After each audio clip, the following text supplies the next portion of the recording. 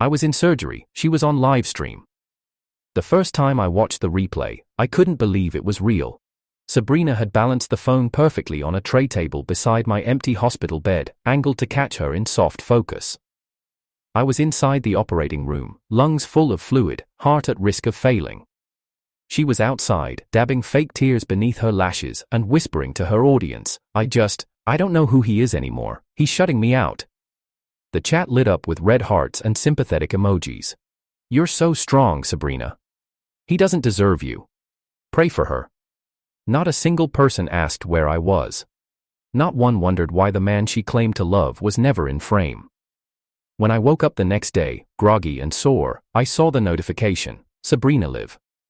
He's slipping away, #stay strong for Thomas. 412k views, she had 47 new sponsorships by the time I could sit up. I stared at the ceiling, the antiseptic light burning a cold halo above me, and said nothing. I didn't have the energy to speak, not to her, not even to Estella when she walked in with black coffee and no makeup, her usual quiet eyes sweeping over the IVs, the bruises on my arms, the food tray I hadn't touched. Estella didn't say anything either, she just set the coffee down and gently unplugged the phone Sabrina had left charging near my bed, then she dropped it face down into the trash. That was the moment I realized something. Estella had seen it too, that I was no longer a person to Sabrina, just a plot line. I once fought to stay alive, now I was fighting to be seen. Later that evening, I overheard Sabrina in the hallway, rehearsing her lines. No, I didn't cry yet. Should I cry after I say his name or before? Joe, her manager, chuckled. Do it after. Dramatic pause. Makes the followers feel it more. Right, she whispered, voice trembling with calculated emotion. I'll say.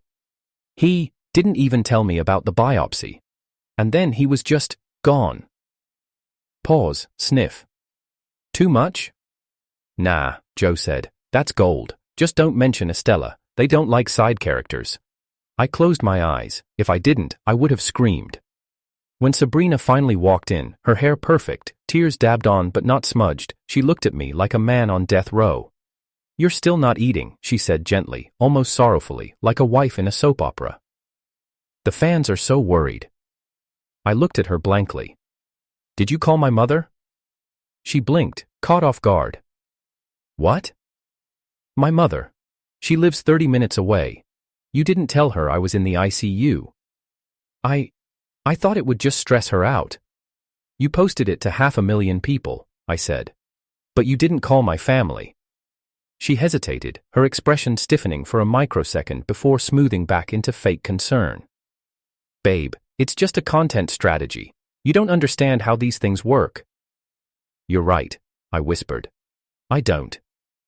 She leaned forward to fix the blanket draped over my legs, as if a small gesture would fix the gaping rot between us.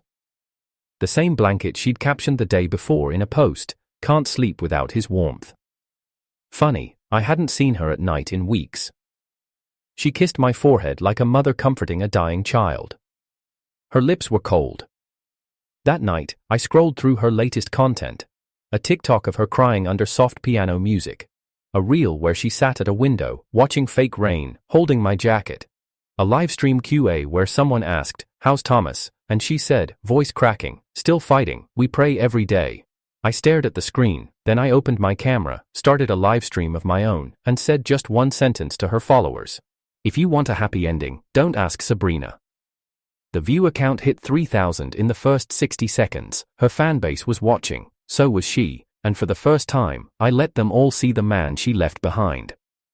Before Sabrina was an influencer, she was just a girl who liked taking pictures of the sky.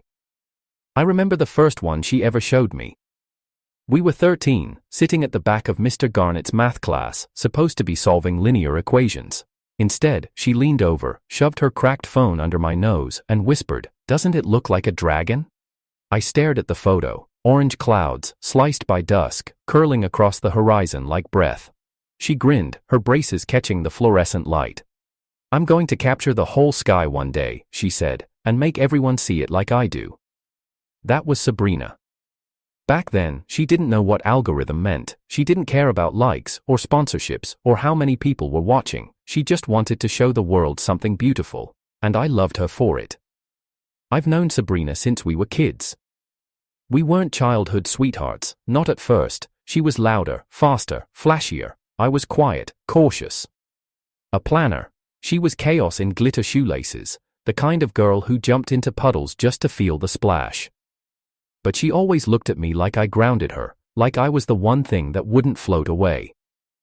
In high school, she ran track. I carried her water bottles. She won races. I waited by the finish line. We never made a big deal out of it. She called me her emotional support turtle. I pretended to hate the nickname. We were never apart. There was a time when I thought that kind of closeness would last forever. She would take her pictures of skies and puddles and neon-lit streets. I would help her organize them, print them, maybe build a website. She'd drag me to sunsets. I'd remind her to charge her battery pack. Somewhere between senior year and our second year of college, she started posting more of herself than the sky. "I'm the brand," she said once, posing in front of a convenience store window at midnight. "Not the clouds, not the backdrop, me." I shrugged. "You're more interesting than clouds, I guess." She laughed and looped her arm through mine. "You're such a nerd, Thomas." We weren't dating then. But we might as well have been. The lines blurred gradually. A late-night call here. I missed class there. A one-bed Airbnb during a road trip that we both pretended wasn't awkward. I didn't ask her out officially. She never called me her boyfriend. But we shared toothbrushes. That had to mean something. She started gaining traction online during our third year. It was small stuff at first: photo filters, aesthetic diaries, sunrise time-lapses. Then came the makeup reviews, the day-in-the-life vlogs. The quiet, intentional edits where she smiled just long enough for the viewer to think she was happy. Sabrina had a gift: she could make anything look romantic. Even a hospital hallway. Especially a hospital hallway. When I got my diagnosis, she was already pulling in decent sponsorships. She cried when I told her, but the tears came too fast. I remember thinking that, too neat, too perfect. She said, "We'll fight this together." I nodded. I didn't ask who she meant by we. When the treatment started, Sabrina was there. In the beginning, she brought noise-canceling headphones for the infusion room, set up soft lights, handed me a matcha latte I couldn't drink and told me I looked brave. I threw up that same afternoon. She wasn't in the room when it happened. "Too graphic," she said later, when I asked why she left. "No one wants to see that." "But I wanted you to see it," I said.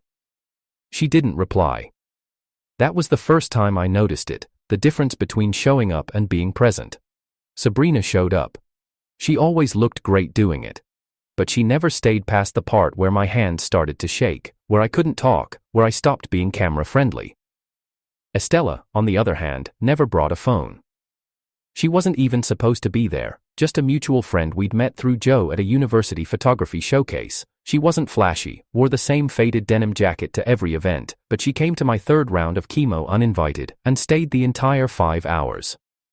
She didn't cry, she didn't flinch when the IV went in, she just pulled out a book and read beside me. When the nurse offered to turn on the TV, she waved her off. "He doesn't need noise," she said. "He needs rest." I think I fell asleep to the sound of Estella flipping pages. After that, she came every week. Sabrina only came for the photo ops. I know how that sounds. Cold, ungrateful, but there's a difference between someone capturing your pain and someone holding it. One day, I asked Estella why she kept coming. She smiled without looking up. "Because someone should." I never asked again. My relationship with Sabrina shifted after that, not because of Estella. She never tried to get between us, but because of what Sabrina started posting. There was a video, one I'll never forget. She sat in a sunny room, a faint piano track playing beneath her voice.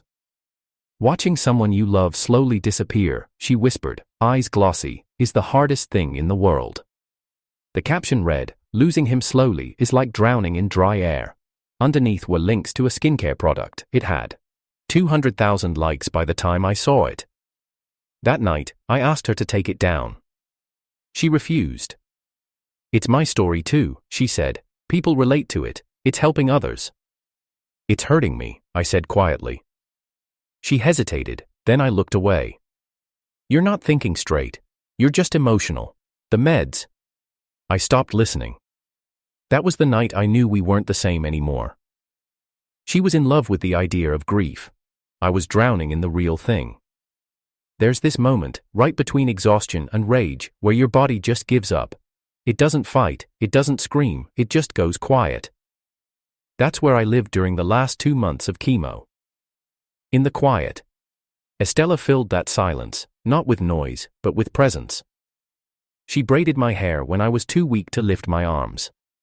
She wiped blood from my nose without blinking. She sat beside me during the 3 a.m. sweats, when I couldn't breathe without panicking, and she never once picked up her phone.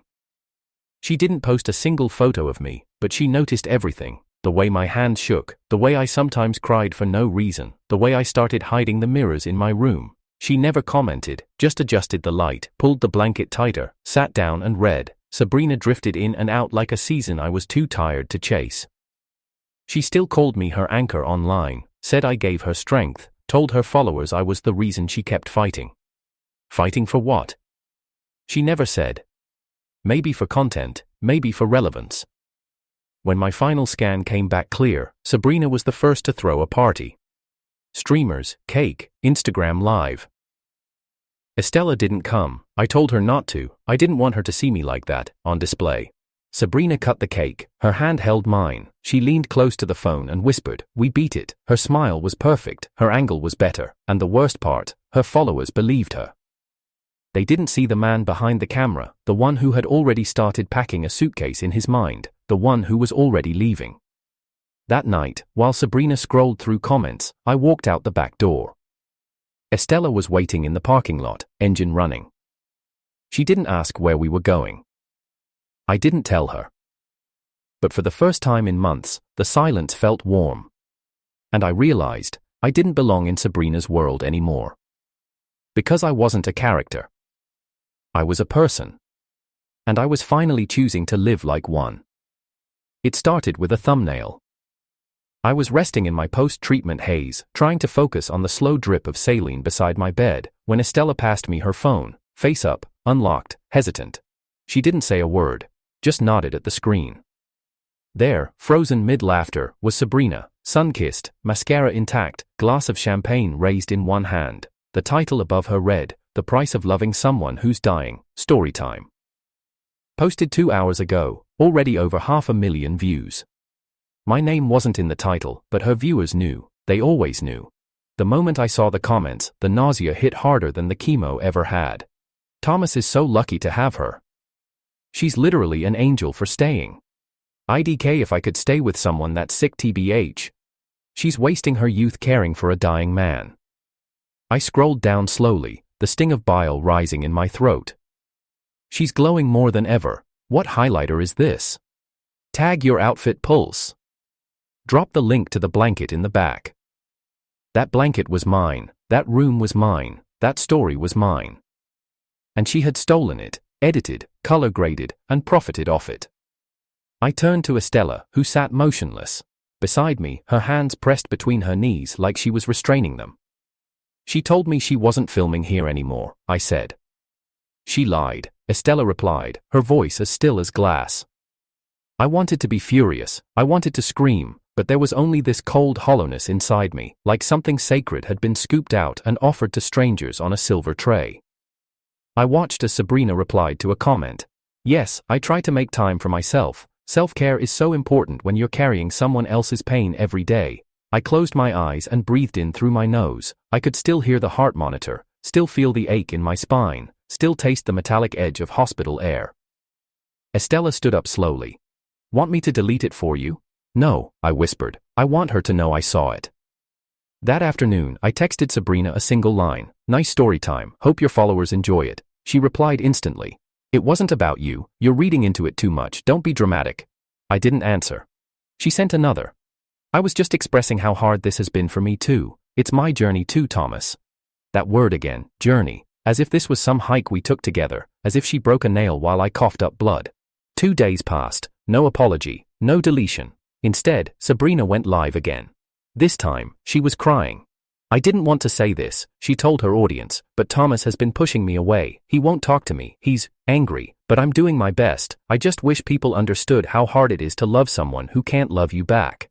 I watched it unfold from my bed, Estella beside me, fists clenched. I was right there, alive, alert, and speechless, and she had already declared me emotionally gone. I texted her again. "You're lying on camera now?" She didn't reply. But Joe did. He called me an hour later, sounding upbeat, as if nothing was wrong. "Hey Thomas, listen, I know things have been tense, but Sabrina's under a lot of pressure right now.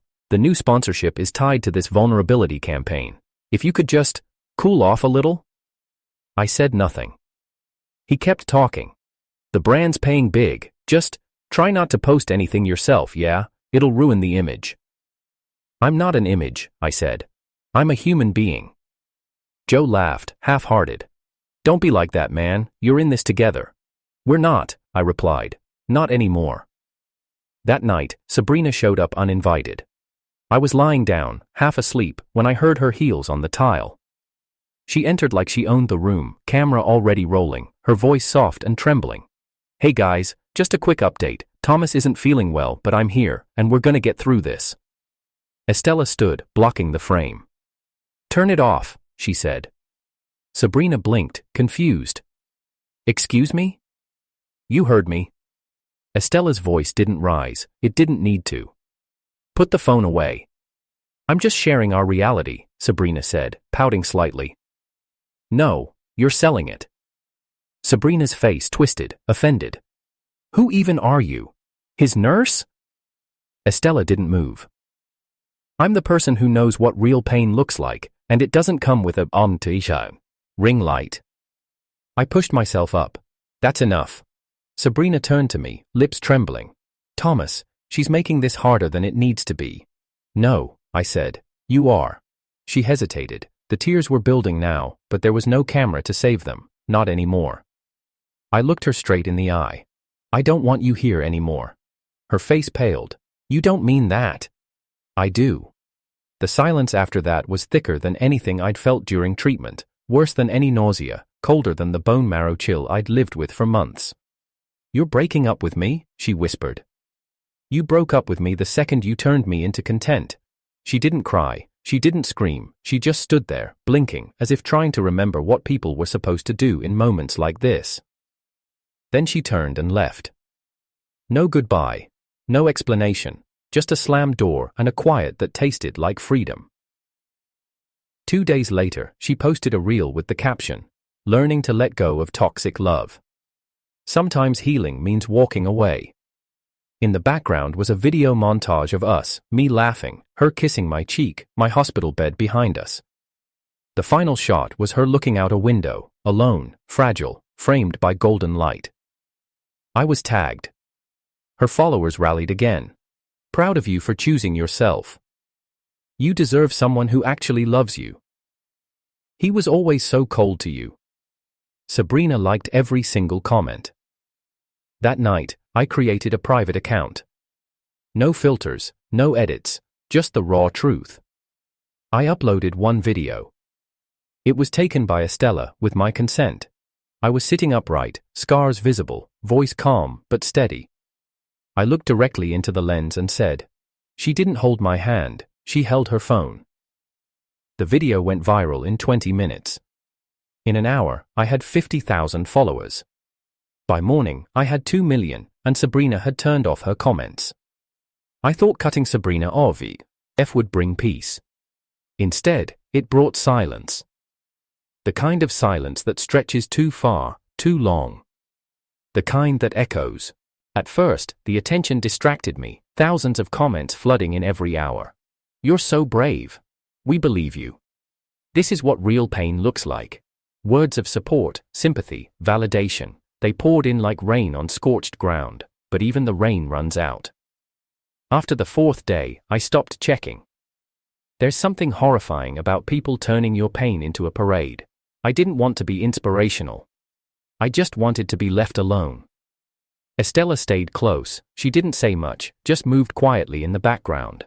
She made sure I ate something, brought my prescriptions on time. When I broke down in the middle of folding laundry, she didn't flinch, just sat down beside me and waited. I kept hearing Sabrina's voice in my head, echoing from the videos. Thomas isn't himself anymore. He's pushing me away. I don't even know who he is. I knew who I was, or at least, I thought I did, but after everything, I wasn't so sure anymore. The cancer stripped me, the treatment buried me, the betrayal broke what little was left. I looked in the mirror and barely recognized myself. Hair thinner, cheekbones sharper, a faint line above my brow that hadn't been there a year ago, and behind my eyes, something dull, not dead, but hollow. I started waking up in the middle of the night, not from pain, from dreams. In them, I was drowning, not in water, but in comments, hashtags, trending sounds. My hospital bed was surrounded by ring lights, my veins pulsed with filters instead of blood. I opened my mouth to scream and only heard autoplay music. When I jolted awake, Estella would be there, sitting on the edge of the couch, holding tea, never pushing, just a present. Do you ever feel like? I started once, not sure where I was going. She looked at me. Like what? Like the whole world watched something burn, and clapped? She didn't respond right away, then she said, because they only saw the firelight, not the flames. I don't know how she always understood me, but she did, and that terrified me more than anything. Because I had come to rely on her. Too much. One night, a package arrived, no return label, just a small, square box. Inside it was a necklace, silver, a little shaky cam icon as the charm. And a note. For your next video, thought you could use a fresh start. S. I stared at it for a long time. Then I snapped the chain in half and threw it in the trash. Sabrina wasn't done. I should have expected that. A week later, she posted a full healing vlog. Clips of her journaling, drinking green tea, walking through autumn leaves. The caption said things like, "You can survive betrayal. Turn heartbreak into growth. Letting go of toxicity is a form of self-love." She never said my name, but she didn't have to. The story was crafted, edited, framed. I was the villain, the ungrateful patient, the emotionally distant boyfriend who couldn't handle a strong woman's truth. And it was working. Some of her followers started turning on me. Why is he still talking about her? Let it go, man, she moved on. Maybe he was the toxic one. It didn't matter that I hadn't posted anything since the video. I was a trending topic, and trending topics don't get peace. I started avoiding social media entirely, turned off notifications, deleted apps. But you can't mute the inside of your head, especially not when it's replaying everything. The look on Sabrina's face when I told her to leave. The quiet way Estella covered me with a blanket later that night, the taste of hospital jello, the scent of antiseptic mixed with lavender hand cream. The moment I realized I didn't want to be loved on camera, I wanted to be held off screen, and I was terrified I'd never trust again. I started flinching when people picked up their phones near me. Even Estella. One evening, she reached for her phone to check a text, and I pulled back instinctively. Her hand froze mid-air. Then she slowly set the phone down and looked at me, pain flickering through her eyes. I'm not her, Thomas. I know. But my body didn't believe it. I hated that. I hated that something inside me had hardened so completely that even kindness made me brace for impact. One night, Estella said quietly, "You can grieve for her." I shook my head. I'm not grieving her, I'm grieving who I was when I believed in her. Silence settled between us again. Then she whispered, "You don't have to be the same to still be whole." That sentence stayed with me. I carried it like a stone in my pocket, heavy, solid, a reminder. Some nights I wanted to text Sabrina, not to rekindle anything, just to ask, "Did you ever love me?" But I never did, because I already knew the answer. She loved the version of me that fit into a caption, the one who smiled quietly in the background while she flourished in the frame. She loved the idea of grief, the drama, the soft piano music under her monologues. The sympathy. Not me, never me. And somehow, knowing that still hurts. Even though it shouldn't. Estella never asked for anything. But I could see her waiting. Not for a relationship. Not for answers. For permission. To stay. To matter. To not be another chapter I erased when the story got too heavy. I wanted to give her that. I wanted to reach across the emotional wreckage and hold her hand. But I was scared, terrified, really. What if I broke her too? What if all I had left were jagged pieces? I thought about telling her that. But instead, I asked a question. Why didn't you walk away when she didn't? Estella's answer was simple. Because I wasn't looking for views. I was looking for you. And for the first time in months, I let myself cry. No cameras, no captions. Just the sound of one heart breaking and another staying beside it. The first message came at 3:12 a.m. I know what she did to you, you're not the only one. No name, no profile picture, just a blank gray bubble in my private messages. I stared at the screen, unsure if I was still dreaming. My body felt too heavy to move, but the words cut through my haze like broken glass. I didn't reply. I didn't need to. 10 minutes later, another message. I dated her before you. I've been quiet for years, watching. But I saw your video. She did the same thing to me. Different sicknesses, same strategy. My throat went dry. I sat up slowly, glancing toward the living room. Estella was asleep on the couch, curled up under a gray throw blanket, her chest rising and falling steadily. I stared at the next message. My name is Evan. I didn't recognize it, not from any of Sabrina's stories, posts, or conveniently tragic uploads, but I kept reading. She filmed everything back then too, my panic attacks, my insomnia. She told people she was helping me through trauma, but she was building her brand.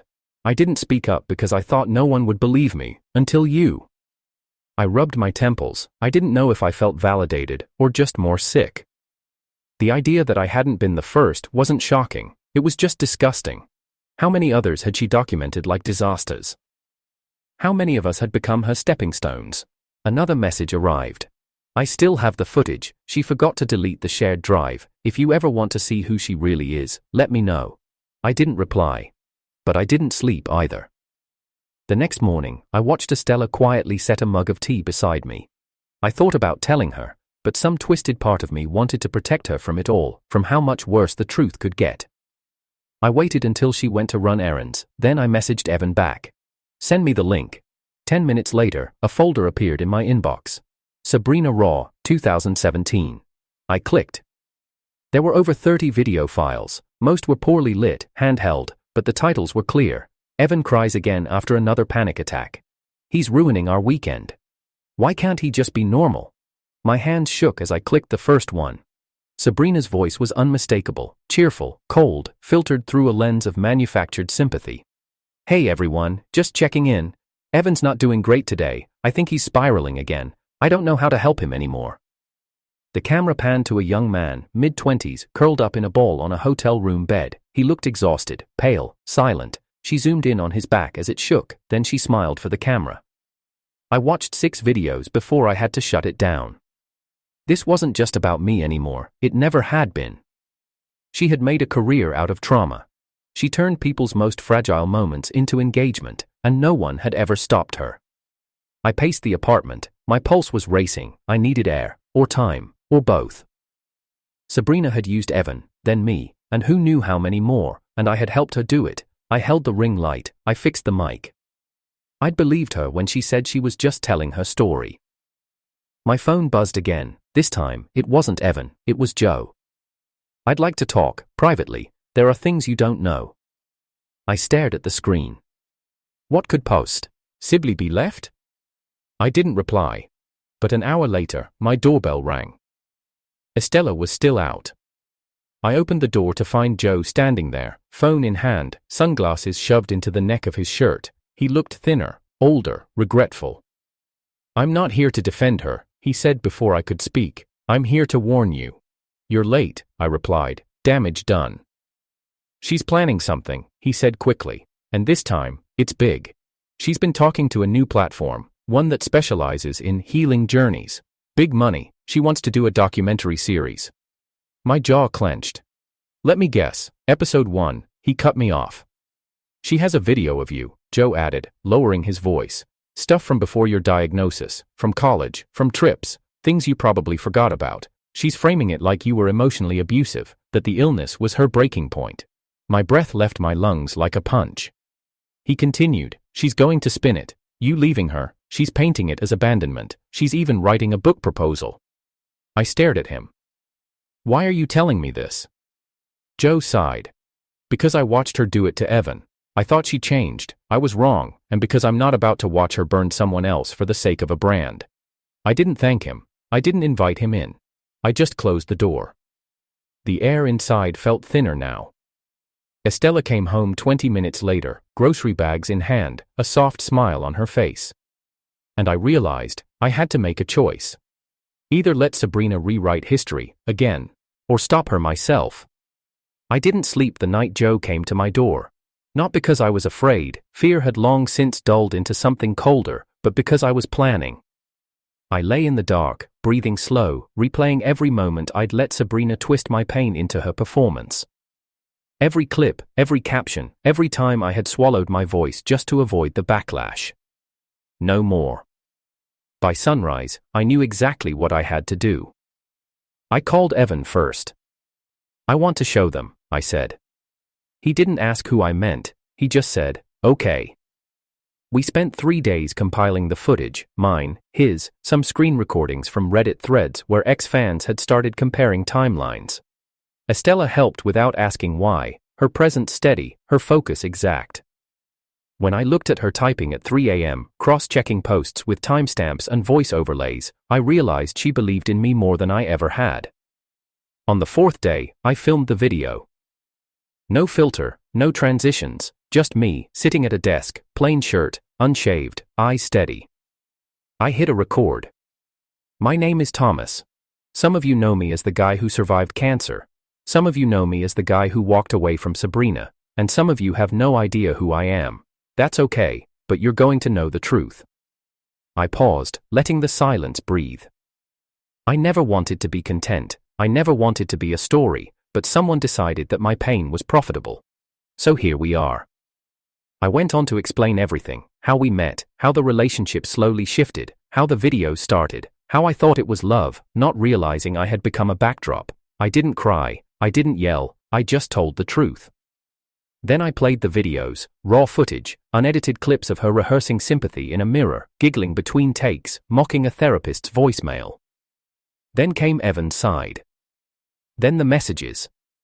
Then the deleted post that had been screen recorded minutes before vanishing, her whispering, pain is just better when it looks pretty. I ended it with one sentence. You can follow whoever you want, but know what you're clapping for. Then I uploaded it. Not to Instagram, not to TikTok. To every platform she had ever dominated, YouTube, Vimeo, even LinkedIn, no monetization, no hashtags, just a title, the cost of being her story. It spread like wildfire. Within an hour, it hit 100,000 views. By evening, 3 million. By nightfall, news outlets picked it up. I turned off my phone after the 5th notification from a morning show producer asking if I'd like to do an exclusive. I didn't want exposure, I wanted closure. That night, Sabrina called. I stared at the screen for a long time. Then I answered. Her voice was breathless, like she'd been running, or crying. What the hell did you just do? I said nothing. She tried again. You ruined everything. I leaned back in my chair. No, I ended it. You're twisting this, she hissed. I loved you, everything I did. You filmed me vomiting and edited piano music under it. She went silent. I continued. You faked tears while I begged for morphine. You branded my suffering. You turned Evan's trauma into an aesthetic. You don't love people, Sabrina, you storyboard them. Her breathing cracked on the other end. People are coming for me, she whispered. Good. Thomas, please. I cut her off. Don't say my name, you gave it to the internet, you don't get to whisper it like it means something now. Her voice wavered. I didn't know how else to cope. You used me. No, she cried. I was scared. I didn't know how to help you. Then you should have left, I snapped, not filmed it. Silence again, Then she said, quieter than I'd ever heard her, "What do you want from me?" "Nothing," I said, and I meant it. I ended the call. I didn't sleep that night either, but this time, it wasn't from rage. It was a relief. By morning, Sabrina had issued a clarification video. No apology, just more carefully rehearsed lines, carefully smeared mascara, carefully edited regret. She claimed parts were taken out of context. She said the relationships were more complicated than they looked. She said she respected all stories told. But no one believed her anymore. Evan posted his own video. So did another man. And then a girl, a soft-spoken artist who had once been her roommate, posted receipts of her being threatened into silence after accusing Sabrina of stealing mental health sketches for a campaign pitch. It all collapsed. Sponsors dropped, management severed ties. Her follower count didn't just fall, it plummeted. Estella and I watched it from our couch, her legs tucked beneath her, my hand finally steady. It wasn't satisfaction I felt, it was stillness. The chaos had ended, the noise was gone. I hadn't gotten revenge. I'd gotten the last word. Weeks passed, then months. Estella stayed. Not because she felt obligated, but because I finally let her. She still didn't take pictures of me, she still brought tea in silence, but now I reached for her hand first. Healing didn't happen with a click, it came in moments. Sleeping through the night. Laughing without guilt. Looking in the mirror and seeing a survivor, not a spectacle. I still get messages, some from people thanking me, some from people saying they'd been through it too. Not cancer, not betrayal, but invisibility, being seen only when it's convenient, being loved only when it's shareable. They tell me I gave them permission to walk away, but the truth is, I didn't do it for them. I did it for the boy who thought being quiet meant being kind. For the man who thought love was supposed to hurt. For the patient who held on when even the doctors said let go. And for the human being who finally said, enough. 6 months later, I stood at the edge of a rooftop garden in Tokyo, dressed in a dark blazer I hadn't worn since college presentations. My hair had grown back, thick and uneven, but I didn't bother fixing it. I liked how it reminded me I'd survived. Estella stood beside me, not in heels or designer wear, but in a simple black dress with ink stains on her wrist. She'd spent the last 3 weeks illustrating a new book, a collaboration with an indie publisher. She hadn't told me what it was about, but I saw a sketch once, a boy without a mouth, standing in front of a crowd of microphones. The rooftop was part of a tech firm's launch party. Not our usual crowd, but tonight, it wasn't about them.